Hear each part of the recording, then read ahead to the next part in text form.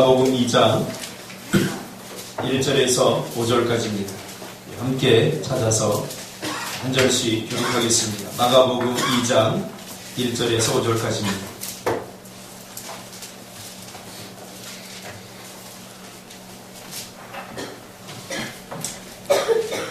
한 절씩 교독합니다. 수일 후에 예수께서 다시 가버나움에 들어가시니 집에 계시다는 소문이 들린지라. 많은 사람이 모여서 문화사로 들어설 틈이 없게 되었는데 예수께서 그들에게 물을 말씀하셨으니 사람들이 한 중풍병자를 네 사람에게 메워가지고 예수께로 올세.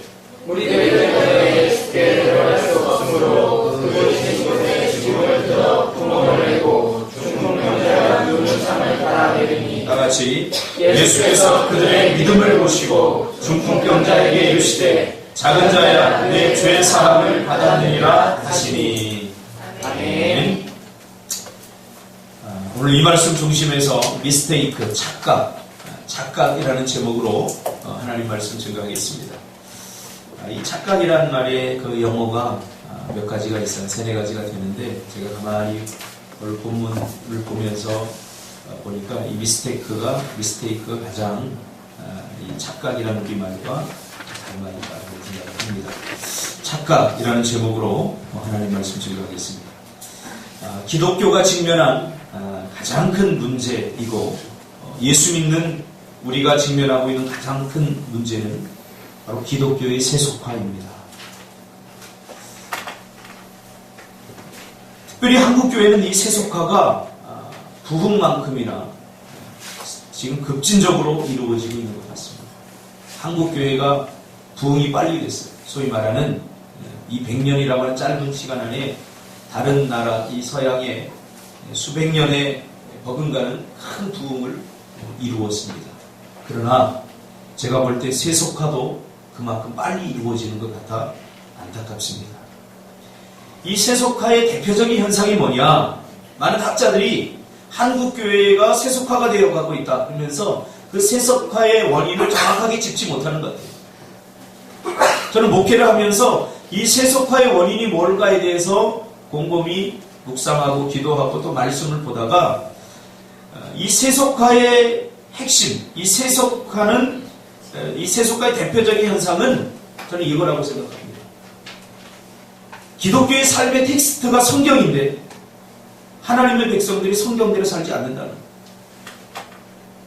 이미 성경대로 살기를 포기하고 살아간다는 거예요. 말씀대로 사는 것이 불가능하다라고 생각하고 살아간다. 이것이 가장 큰 문제입니다. 이것이 세속화를 부추기고 있습니다. 이것을 우리는 또 너무 자연스럽게 받아들이고 있죠. 가만히 생각해보면 이게 굉장히 끔찍한 일입니다. 하나님의 백성들의 삶의 텍스트는 성경인데 하나님의 백성들이 성경을 포기했다. 하나님의 말씀대로 사는 것이 불가능하다고 마음속으로 생각하고 있다 하는 것은 이것은 굉장히 치명적인 문제입니다. 앞으로 이 한국교회 기독교가 어떻게 될지 굉장히 위험한 일이죠. 이것은 마치 물고기가 물속에서 살지 않고 물 밖으로 나와서 나는 살 수 있다라고 그렇게 믿고 있는 거랑 마찬가지예요. 이게 얼마나 착각입니까? 여러분 물고기를 한번 물 밖에다 이렇게 끄집어내보세요. 이게 죽어요. 얼마 안 돼서. 5분도 안 돼서 죽어요. 근데 이 물고기는 뭐라고 생각하고 있냐면 나는 그래도 살 수 있다라고 생각하는 거죠. 오늘 한국교회가 똑같은 생각을 하고 있어요. 한국교회 성도들이 하나님의 말씀대로 사는 것이 하나님의 백성은 삶의 텍스트인 성경대로 살아야 되는데 성경대로 살지 않고 세상적인 가치관들, 세상적인 방법에 의해서 살아가면서도 여전히 나는 하나님의 백성의 복을 받고 하나님의 백성처럼 살아갈 수 있다. 하나님의 백성으로서의 생명을 연장할 수 있다라고 생각하면서 살아가고 있다는 거죠. 이게 치명적인 착각 아니겠습니까? 그럼 왜 세속화가 되었는가? 본질을 잃어버리기 때문입니다. 본질. 기독교 신앙, 기본 신앙의 핵심에서 자꾸 멀어지기 때문입니다. 여러분 본질을 잃어버리면 나중에 남는 게 뭐냐면 괴물이 남습니다. 종교에 그 핵심적인 본질을 잃어버리면 그 나머지 나중에는 괴물이 되어버립니다. IS 같은 사람. 그렇죠? IS가 추구하는 것은 원래 이슬람 그런 뭐 사람들을 막 총으로 죽이고 이게 아니에요. 그러나 그들이 추구하는 본질이 흐려지고 본질에서 떠나버리니까 아주 전 세계적으로 무서운 괴물이 되고 있지 않습니까? 기독교 신앙도 다르지 않습니다. 그러면 기독교의 핵심 신앙이 뭡니까? 기독교의 핵심 신앙은 이겁니다. 하나님의 사랑으로 죄로 말미암아 죽었던 우리 인생들을 하나님이 다시 살리시고 우리에게 잃어버렸던 축복을 회복해 주셨다는 겁니다. 우리 이미 회복된 인생들이죠. 새 생명을 얻은 인생들이죠. 그러면 우리는 어떻게 살아야 되나? 이게 우리의 숙제입니다. 하나님의 그 값없는 사랑과 은혜로 죄로 말미암아 죽었던 희망이 없던 우리를 예수 그리스도의 십자가의 보혈로 정결케 하시고 깨끗게 하시고 우리를 살렸어요. 그러니까 우리에게 잃어버렸던 축복을 다시 회복해 주셨어요. 그럼 우리는 어떻게 살아야 되나? 축복의 통로로 살아가는 거죠. 축복의 통로. 이게 아브라함부터 계속해서 이어져 내려오는 아브라함의 복입니다. 축복의 통로로 살라는 거죠. 축복의 통로가 어렵습니까? 누군가가 축복받기 위해서 나는 그 통로가 되려는 거예요. 다시 말하면 나는 어떻게 살아야 되냐? 다른 사람 잘 되게 해주는 것. 이것이 우리의 사명입니다. 그렇죠? 나만 잘 되는 것이 아니라 내 삶의 목적은 다른 사람을 잘 되게 하는 거예요. 그렇죠? 이런 사람이 가득한 삶. 이것이 천국 공동체입니다. 이게 교회 공동체입니다. 그러나 오늘 이 교회 공동체는 이 힘을 잃어버렸어요. 불과 30년, 40년 전만 해도 이 교회 공동체는 그렇게 살았어요. 축복의 통로로. 다른 사람을 위해서 기도해주고, 다른 사람을 위해서 섬겨주고, 다른 사람을 위해서 희생해주고. 근데 오늘날은 여러분 일주일 동안 살면서 다른 사람을 위해서 얼마나 기도했어요? 주로 내기도 하는 거예요. 내기. 이기주의적으로 바뀌어가고 세속적으로 바뀌어가고 있는 거예요. 그러므로 우리를 불행하게 만드는 그 중심에는 뭐가 있는가를 우리가 분명히 압니다. 거기에는 죄가 있습니다. 죄를 여러분, 죄 그러니까 너무나 우리와 낯설죠. 우리는 죄를 잘 안 지잖아요. 우리가 뭐 누구를 죽이기를 합니까? 뭐 큰 도둑질을 합니까? 그러니까 죄가 굉장히 낯설어요. 그러나 우리는 이미 엄청난 죄를 짓고 있어요. 죄는 뭔지 아세요? 죄를 계속해서 분석하고 그 죄의 그 본질, 핵심에 들어가 보면 죄는 이기주의입니다. 자기만 생각하는 거예요. 죄가 극대화된 상태는 자기중심성입니다. 자기만 생각하는 거예요. 다른 사람 절대 생각 안 해요. 생각해보세요. 자기만 생각하는 그 한 사람이 얼마나 다른 사람들을 불행하게 만듭니까? 자기만을 생각하는 그 한 사람 때문에 얼마나 많은 공동체 사람들이 피해를 입습니까? 한국 사회에서 우리가 지금 보고 있지 않습니까? 그러니까 죄가 가득한 곳이라는 건 자기중심적, 자기 이기주의가 가득한 거죠. 얼마나 불행합니까? 이것이 기독교를 이해하는 본질입니다. 그러니까 죄로 말미암아 죽을 수밖에 없어요. 죄는 불행입니다. 자기만 생각하고 자기 이기주의, 자기 중심성이 가득 차 있는 사람과 함께하는 사람은 절대로 행복할 수 없어요. 절대로 행복할 수 없어요. 불행해지는 거예요. 이런 사람은 자기 유익을 위해서 다른 사람을 이용하는 거죠. 자기 행복을 위해서 다른 사람을 짓밟는 거죠. 이게 얼마나 이게 무서운 일입니까? 죄가. 이 죄가 굉장히 무서워요. 그러니까 하나님께서 우리를 보시고 이 죄를 가지고, 죄성을 가지고 있는 인간들은 결국은 어떻게 되냐? 다 불행해져요. 이 죄의 문제가 해결되지 않으면 안 되는 거예요. 안 되는 거예요. 그래서 예수님께서 그 죄의 문제, 우리 인생의 본질적인 문제인 죄의 문제를 해결해 주시기 위해서 이 땅에 오신 겁니다. 기독교는 종교가 아니라 여러분 생명력 그 자체입니다. 그런데 기독교가 점점 종교화되어 가고 있습니다. 불교나 유교나 뭐 이런 종교처럼 기독교가 자꾸 종교화되고 있습니다. 종교화되어 가고 있습니다. 그러면서 사람들을 살리고 희망을 주기보다는 죽이고 절망을 주고 있지 않습니까? 본질로 우리 돌아가야 돼요. 우리 교회부터 본질로 돌아가야 됩니다.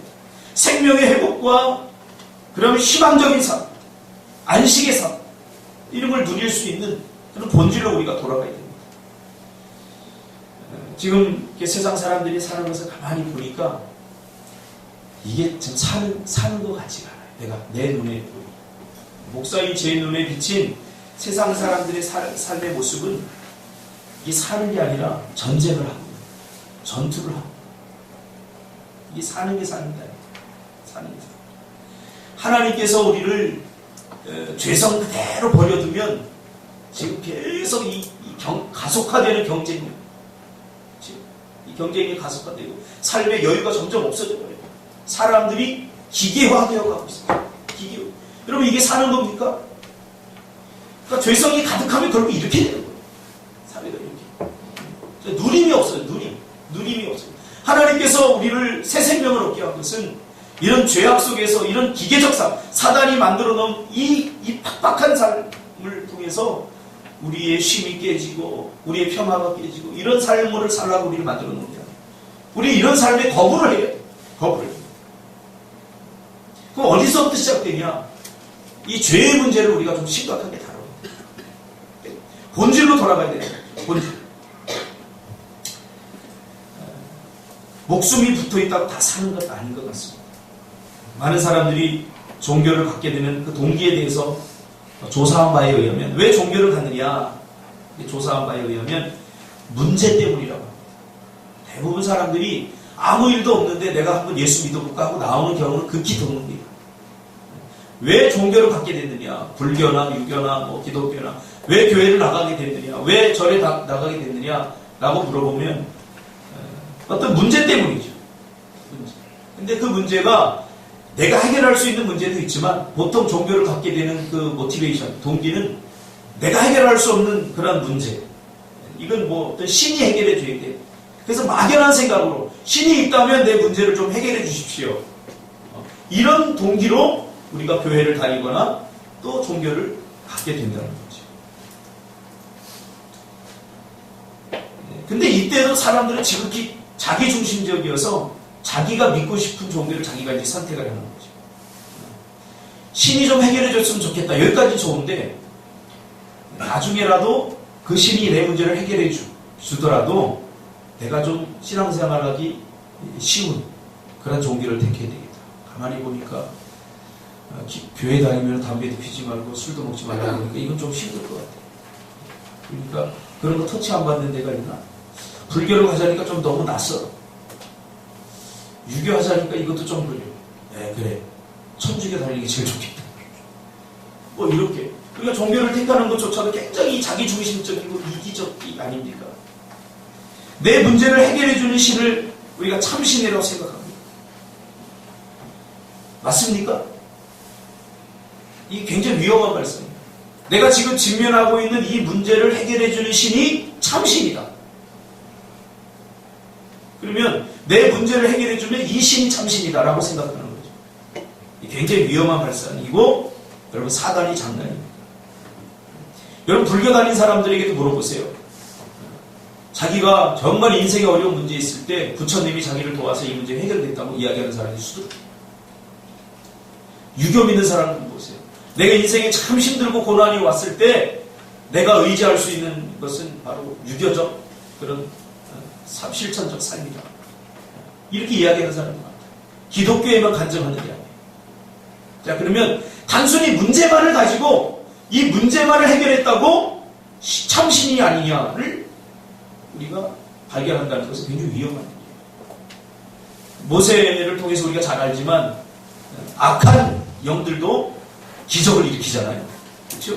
이재양, 파리장 이거 다 악한 영들도 다 하는 거예요. 다 했어요. 그러니까 단순히 문제만 해결됐다고 그 신이 살아있는 신이다, 참신이다 라고 말할 수 없는 거죠. 근데 이런 동기로 교회를 나오는 사람들이 굉장히 많습니다. 물론 문제 때문에 하나님을 만나게 되는 것 자체가 문제는 아닙니다. 어떤 문제는 하나님께서 당신의 백성들을 부르시는 하나의 방법이기도 합니다. 그래서 C.S. 루이스는 고난은 하나님의 확성기다라는 말을 했습니다. 우리가 평소에는 신에게, 하나님에게 잘 귀를 기울이지 않으니까 고난을 통해서 하나님 우리에게 말씀하신다는 거죠.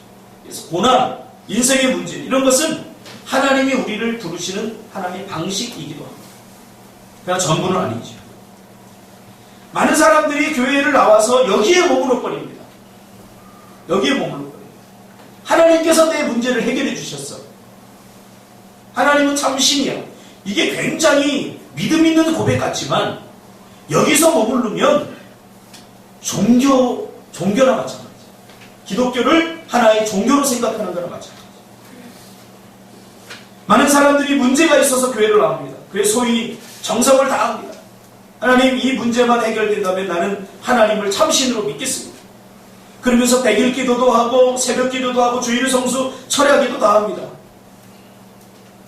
근데 해결됐어요. 이 문제가 해결됐어요. 대학의 문제, 또 우리 인생의 직장의 문제, 이런 것들이 해결이 돼버렸어요. 참 신기하죠. 야, 하나님이 정말 살아있구나. 자, 여기서 끝이에요. 그 고비만 살짝 넘으면 그 다음부터는 절박함과 간절함이 사라져버리고 언제 그랬느냐는 듯이 이제는 내가 내 인생을 사는 거죠. 기독교 신앙의 본질, 기독교 신앙의 핵심에는 도달하지 않은 채 문제를 해결해 줬으니까 하나님이 살아계시구나. 여기서 끝나버리는 거예요. 그러니까 이런 일은 다른 종교에서는 얼마든지 한다. 부처님이 내 문제를 해결해 주셨구나. 내가 이제부터 절에 다녀야 되겠다. 이런 결단은 누구나 한다. 중요한 건 뭡니까? 여기서 머무르서는 안 된다는 거지. 그러면서 하나님과 전혀 상관없는 삶을 살아야 되죠. 나 교회 다닌다? 하나님은 살아있다?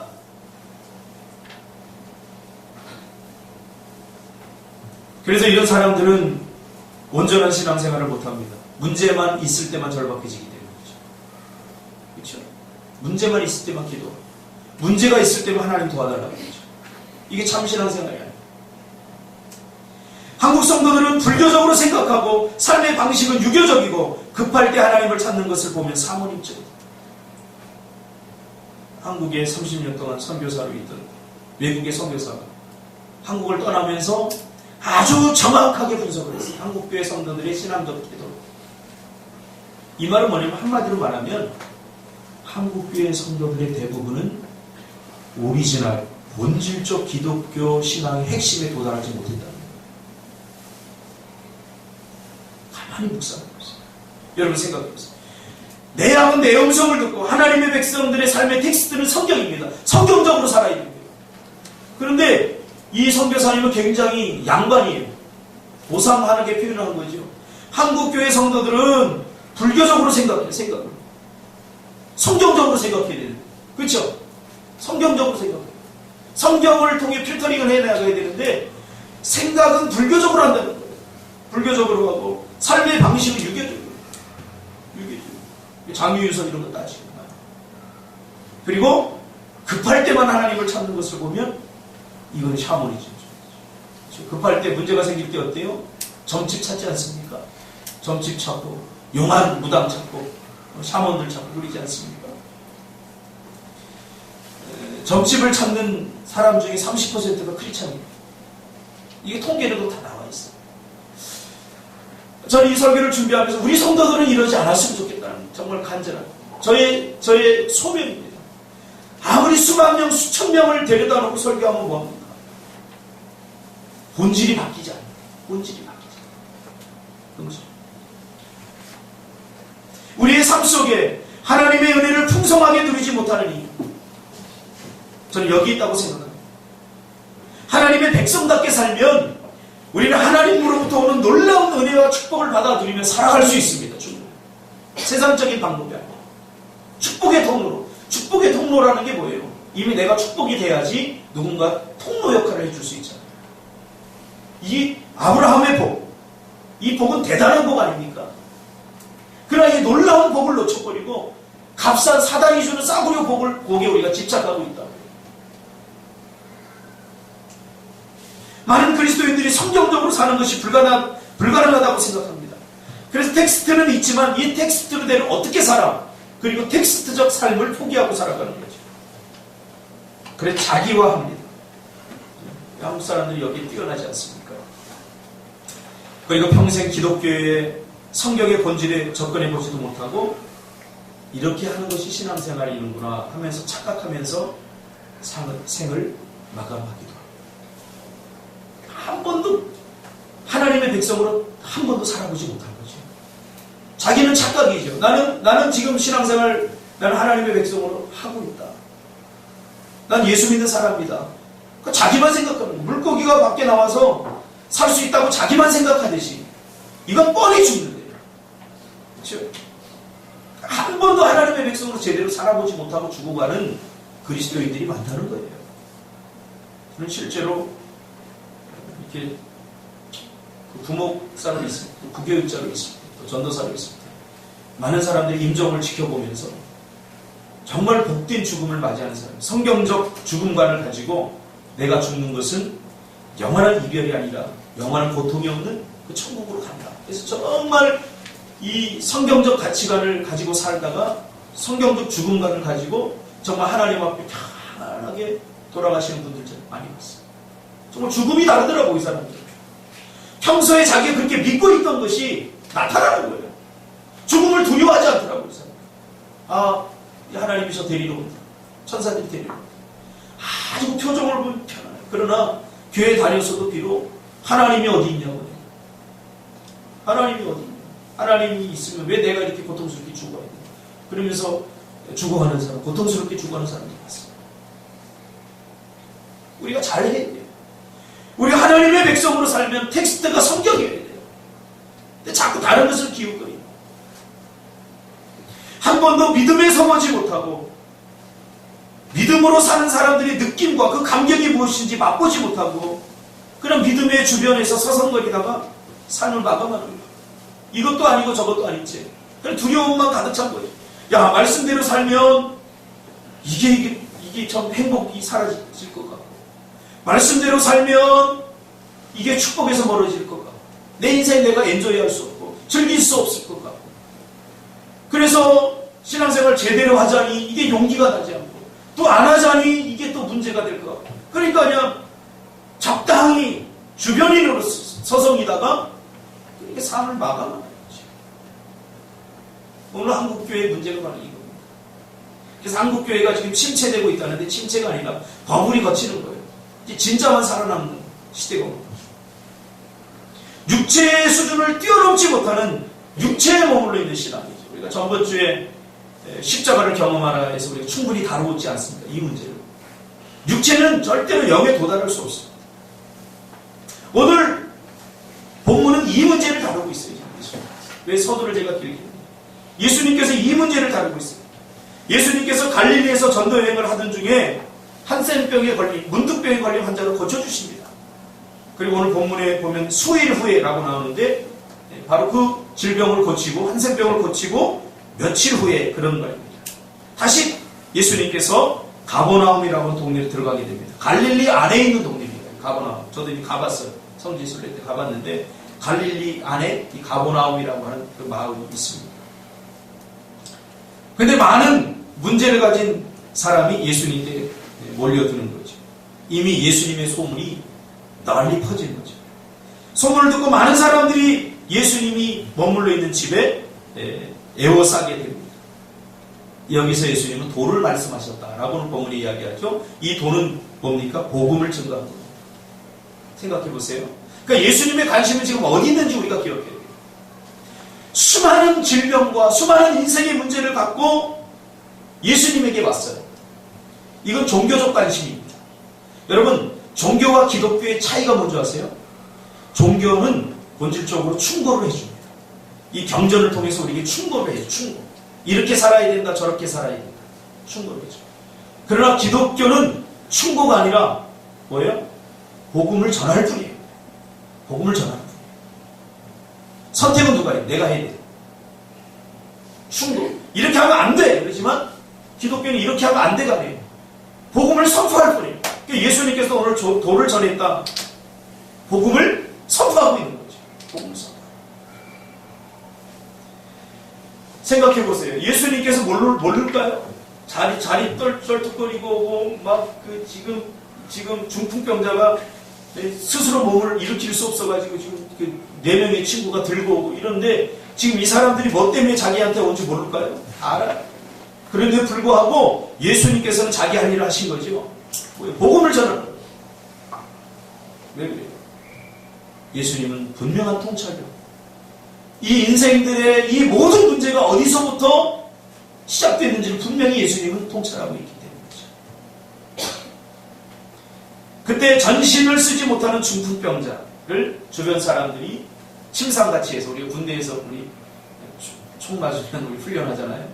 4명이 이렇게 해서 판초 위에다가 만들어가지고 4명이 이렇게 하듯이 그렇게 들고. 그런데 문제가 또 발생하죠. 예수님이 있는 집에 들어갈 수 없는 거예요. 예수님을 만나야, 예수님과 아이 컨택을 해야 예수님의 관심을 받고 예수님이 고쳐주는데 사람들이 너무 많아서 예수님 있는 가까이 갈 수 없게 된 거죠. 그때 지붕을 뚫고, 지붕 위로 올라가 지붕을 뚫고 오늘 본문에 보니까 이 중풍병자를 내렸다. 달아서 내렸다라고 말합니다. 그럼 얼마나 절박합니까? 포기하지 않죠. 얼마나 간절합니까? 이런 간절함은요, 예수 믿지 않는 사람들도 인생의 문제를 만나면 다 이런 간절함이 발생하게 됩니다. 이 중풍병이라고 하는 것, 몸을 다 쓰지 못하는 것. 그러니까 오늘 본문에 나오는 이 중풍병자는 아주 심한, 오래된 질병의 중풍병자입니다. 이 사람들이 듣고 싶은 말이 뭘까요? 내 병이 나았다. 이 사람은 생각하기에 이 사람의 인생의 가장 큰 문제는 중풍병에 걸린 거예요. 자기는 그렇게 인식하고 있었어요. 근데 예수님이 보기에는 이게 착각이죠. 야, 네가 지금 중풍병에 걸린 게 내 인생의 가장 큰 문제라고 생각하지만 아니라는 거예요. 그래서 예수님이 뭐라고 그래요? 내 병이 나았다라고 말하지 않고 내 죄사함을 받았느니라고 말해요. 더 큰 문제가 있다. 그러니까 우리가 예수님의 시각을 가져야 될 이유가 여기 있어요.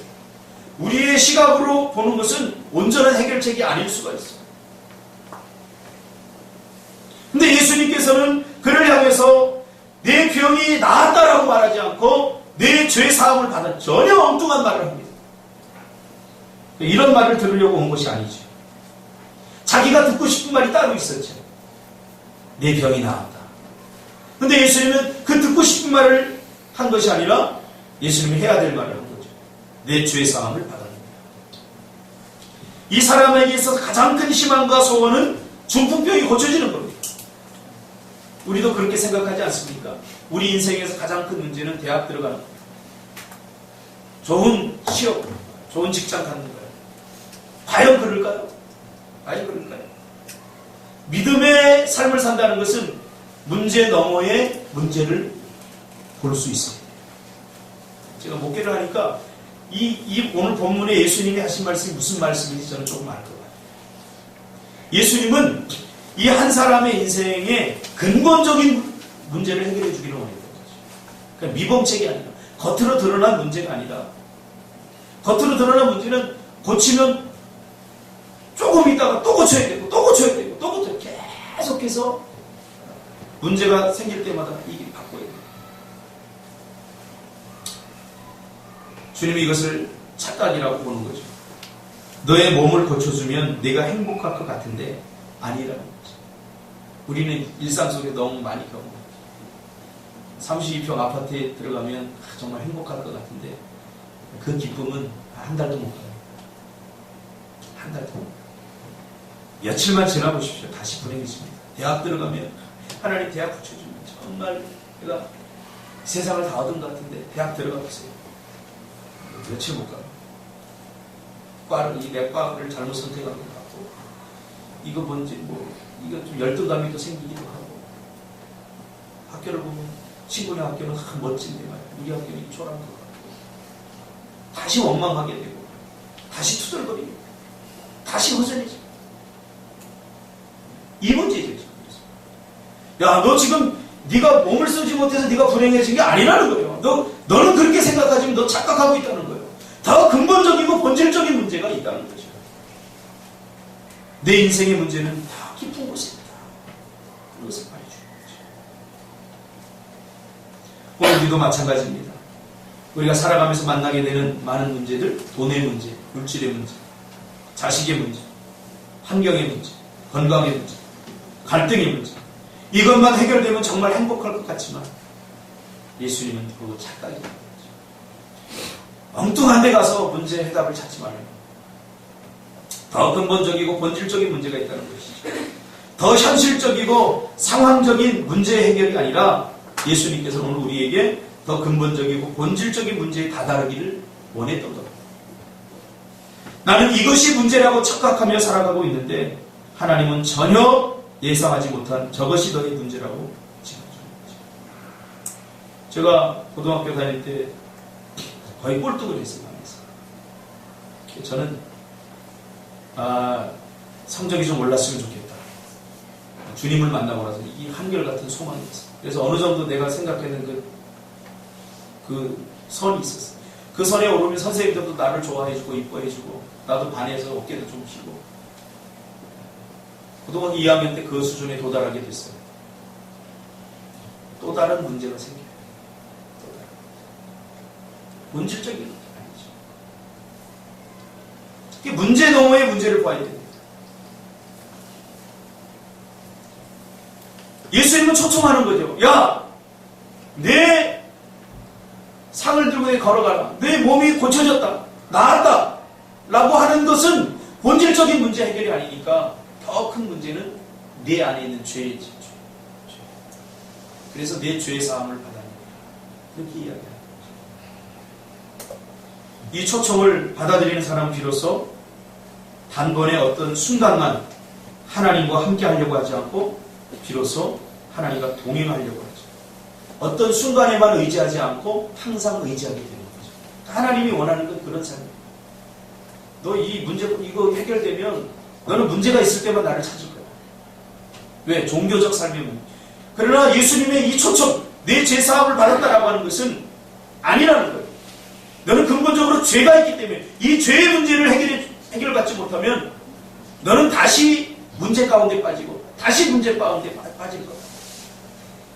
그러니 나의 초청을 받아들여라 하고 예수님이 이를 초청합니다. 한국교회 성도들의 대부분이 바로 여기에 머물러서 더 깊이 나가지 못해요. 예수님은 우리와 더 깊은 관계를 맺기를 원하시죠.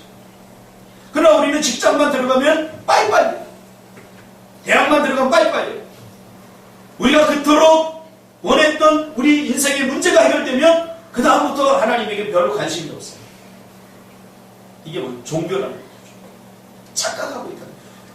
그런 하나님이 정말 하나님일까? 내가 믿는 하나님이 성령에서 말하는 그 하나님일까? 우리는 다시 한번 캡션 마크를 붙여야 돼요. 제가 지금까지 믿어온 하나님은 동행하기를 원하세요. 하나님. 항상 함께하기를 원하세요. 내 안에 영으로 살아계신 하나님은 지금도 내 안에서 뭔가를 자꾸 말씀하고 계셔요. 항상 순간순간마다 선택과 어떤 것을 결정할 때마다 하나님은 내 삶에 가장 좋은 것을 선택하기 위해서 나에게 정보를 제공하고 나의 의지를 북돋우고 내가 좌절할 때 힘들 때마다 나에게 힘을 주시고 기쁠 때는 함께 기뻐해 주시는 그런 분이에요. 제가 만난 하나님은 그래요. 불교에서 만난 하나님처럼 불교에서 만나는 그 신처럼 4월 초파일 날 한 번 가서 한 번에 재물 드리고 1년 동안 빠이빠이 하는 내가 필요할 때만 나를 도와주세요. 이렇게 하는 하나님이 아니라 하나님은 우리의 순간순간 우리의 삶에 깊숙이 개입하셔서 우리와 함께 기뻐하고 우리와 함께 문제를 고민하고 그리고 우리의 기도를 들으시고 우리와 함께 가기를 원하시고 마치 하나님께서 아담을 지으시고 그 아담과 함께 에덴 동산을 걷듯이 말이죠. 이것이 하나님이 꿈꾸는 삶이에요.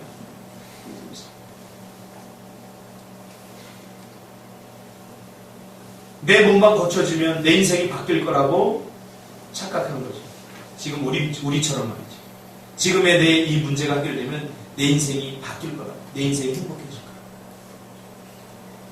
그 두 번째 문제. 근본적 문제가 해결되지 않아.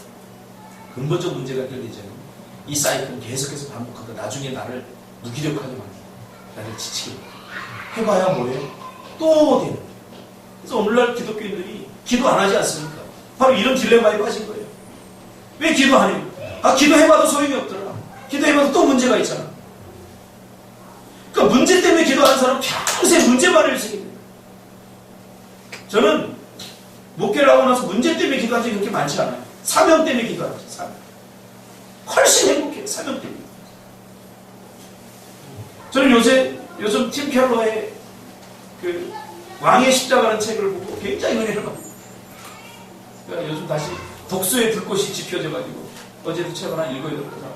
어제도 하루 종일 책을 보고 얼마나 은혜를 받았죠. 그 팀 켈러의 왕의 십자가라는 책을 보면 이런 기사가 나와요. 뉴욕 일간지 빌리스 보이즈라고 하는 그 일간지가 있는데, 이 일간지는 다른 사람들이 투고하는 사람들이 이렇게 기고를 해서 만드는 일간지예요. 그러니까 기자가 따로 없고 우리도 이제 기자가 될 수 있죠. 여기에 신시아 하이벨이라고 하는 사람이 투고한 기사가 나옵니다. 이 사람은 정말 힘들고 어려운 인생의 밑바닥에서 배우의 꿈을 키우다가 유명해진 배우들을 대상으로 뭔가를 하는 사람이에요. 그런 사람들과 가까이 지내는 사람. 자기 주변에는 배우들, 헐리우드의 잘 나가는 스타들과 함께 인맥이 있어요. 근데 그 사람들 중에서도 특히 과거에 정말로 힘들고 어려웠던 사람, 그런 사람들이 유명 배우가 된 사람, 그런 케이스, 사람들과 같이 인맥을, 같이 관계를 나눈 사람입니다. 그런 배우들을 인터뷰를 했어요. 그가 궁금했던 거죠. 정말 무명 배우였을 때, 정말 라면 하나 가지고 일주일을 버티는, 그러면서도 배우의 꿈을 저버리지 않았던, 희망을 갖고 살았던 그들이 정작 이루었던, 그렇게 이루기를 원했던 그 헐리우드의 유명한 배우가 됐는데 그들은 정말로 과연 행복할까? 이게 참 궁금한 거예요. 그래서 그 주변에 있는 사람들을 인터뷰를 했습니다. 근데 놀라운 사실을 발견하게 됩니다. 그토록 원하던 명성을 얻었고 인기와 돈과 명예를 얻었는데 오히려 그들은 짜증과 불안과 우울증이 찾아와서 항우울제를 복용하고 마약을 복용하고, 그렇지 않으면 한숨도 자지 못하는 사람들이 대부분 이들하는 거죠. 그러면서 그가 내린 결론이 뭐냐면 이들은 이전보다 더 불행했다. 생각해보세요. 라면 하나 빵 한 조각 가지고 일주일을 살면서 자신들이 그렇게 살았던데 우리가 보기엔 더 불행해 보이잖아. 그러나 유명 배우가 됐는데도 이 사람이 고백하기를 내가 보기에 이들은 이전보다 더 불행해졌다라고.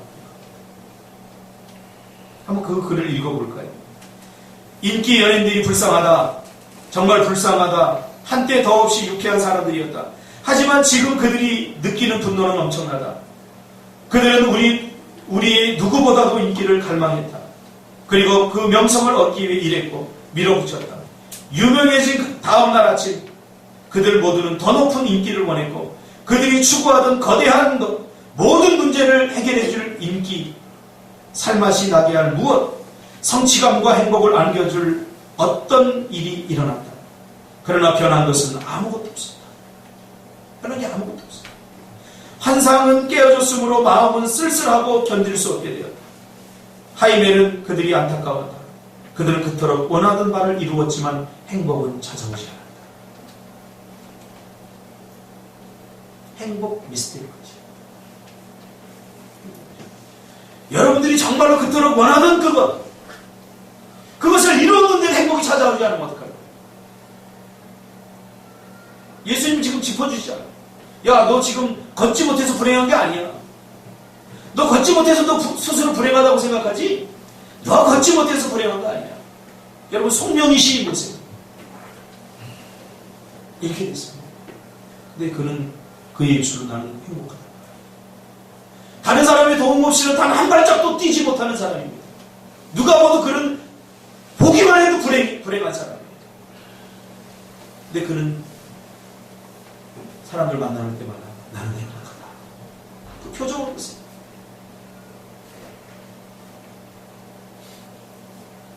그러면서 이 하이멜이 아주 재미난 이야기를 합니다. 저는 여기에 감동을 받았어요. 내 생각에 하나님은 사람에게 심한 장난을 치고 싶을 때는 그의 커다란 소원을 이루어 주시는 것 같아요. 여러분 소원에 너무 집착하지 마세요. 문제가 해결되니 안 되니 이거 너무 집착하지 마세요. 그래서 제가 늘 청년들한테 강조해요. 문제가 있어도 웃을 수 있어야 됩니다. 우리 인생에 생각해보면 지금 돌아보면 문제가 없었던 날이 단 하루도 없었어요. 그러면 우리가 그 문제만 계속 바라보면 단 하루도 쉴 날이 없는 거예요. 단 하루도 마음이 불안하지 않을 날이 없는 거예요. 이렇게 생각하면 얘가 문제고 저렇게 생각하면 제가 문제고 문제를 보면 전부 다 문제로 보이는 거죠. 그러나 난 예수 믿고 나서 문제가 문제로 안 보이더라고요. 그러니까 가슴이 뛰는 거예요. 돈 없는 거? 절대 문제 아니에요, 여러분. 돈 없는 거 절대 문제가 아니에요. 돈 없는 걸 문제라고 생각하는 사람은 평생 돈에 집착해서 돈은 갖고 아둥바둥하고 살겠다. 집? 전 지금도 돈 없어도 지금 45평만 살려면 저 살 수 있어요. 거짓말 아니에요. 그게 문제가 아니에요. 살아보니까 그게 문제가 아니다. 우리는 눈에 보이는 문제 해결에 집중하지 말고 보이지 않지만 나를 불행하게 만드는 그 본질적인 문제 이거 해결해야 돼요. 영적인 의사이신 예수님께서는 우리의 어떤 부분을 치료하기를 원하시는지 우리는 더 깊이 들어가서 그분의 말씀을 들어야 됩니다. 이 다음에 나오는 게 의사이신 예수님에 대해서 성경을 보면 아주 정확해. 성경을 보면 똑똑해져요. 할렐루야. 성경을 보면 우리의 삶이 아주 명확하고 선명해져. 결정과 판단하는 거 여러분 이게 망설일 이유가 없어요. 그러나 우리는 눈에 보이는 것만 해결하고 여기서 예수님은 야 더 들어와. 더 나와 가까워져야 돼. 더 들어와. 더 친밀해져야 돼. 더 만나고 싶어. 하고 계속 초청하는데 우리는 됐어요 예수님. 내 문제 해결했는데 이다음부터 내가 알아서 할게요. 빨리. 또 문제가 터져. 주여 전부여. 또 손들고. 또 해결. 도대체 이 짓을 언제까지 할까? 이게 반복되다 보면 어떻게 되는 줄 아세요? 신앙이 무기력해져요. 이제는 손도 안 들게 돼요. 불평하고 원망이 하나님에 대해서. 그리고 나중에 무기력해지죠. 해보고 싶지도 않고 기도해보고 싶지도 않고 신앙생활 해보고 싶지도 않고 에라 하고 세상으로 나가버리죠. 몸은 교회에 와 있지만 생각은 마음은 세상적인 가치관 세상적인 기쁨을 여전히 쫓게 돼요. 이게 사단이 노리는 수입니다. 오늘 한국교회 성도들이 이렇게 지금 무너져가고 있어요. 오늘 제가 하는 설교는 저는 CTS에 나가야 된다고 생각합니다. 아멘. 다 목사들이 복 받으려고 하지 본질적인 문제에 대한 주제. 정신 차려요. 주님 초청에 들어가세요. 내 제사함을 받아들여요. 더 깊이 들어가세요. 주님과 더 친해졌어요. 문제 해결됐다고 좋아 날뛰지 마세요. 이제 며칠 있다가 또 이제 죽을 일이 생깁니다. 그러니까 어떻게 해야 돼요? 본질적인 문제 해결받기 위해서 주님과 동행해야죠. 가장 안전합니다. 보세요. 풍랑이 막치는 풍랑이 막치는 배 안에 있어요. 베드로가 이로부터 우리가 풍랑이죠. 저쪽에 뭐 유령 같은 사람이 한 명이 걸어오고 있네. 자세히 보니까 예수님이에요. 그러니까 베드로가 앞뒤 가리지 않고 뛰어들잖아요. 그 풍랑이 씨를 바다 속으로 주님 하면서 뛰어들잖아요. 왜 그런 줄 아세요? 여러분 풍랑 치는데 그제 제가 정선 갔다 왔어요. 정선 갔다 왔는데 거기 보니까 집이 있더라고. 집 타고 내려가요. 와 완전히 나 그런 집은 처음 봤어요. 보통 이렇게 느슨하게 내려가잖아요. 타면 이렇게 떨어져요. 근데 거기 보니까 유리처럼 돼 있는데 거기 밑에 보니까 막 색깔 5,000원 내고 거기 들어가서 보는 것도 5,000원이야. 그래가지고 나는 모르고 들어오라고 해서 딱 들어갔는데 밑에 보니까 막 새까만 거야. 나 고소공포증 별로 없는데도 아니 있다고 그러니까 별로 없다고 그랬지. 없다고 그랬어요. 그 정도는 나 그냥 이렇게 뭐 잡으면 되는데 막 그러더라고. 그런데 김성찬 목사가 5,000원 냈다고 빨리 나가면 안 된대. 그래서 한 10분 동안 갇혀서 있는데, 와, 진짜 막, 한번 가보시면. 그래서 똑같은 발을 딛고 있는데도 고개를 싹 나오니까, 와, 얼마나 마음이 안정이 됐든지. 보세요. 폭풍 치는 배 위가 더 안전하지, 폭풍 치는 바다 위가 더 안전합니까? 베드로는 뛰어들었죠. 왜요? 환경이 중요한 게 아니라 예수님과 함께하는 곳이 가장 안전하다는 것을 베드로가 알았죠.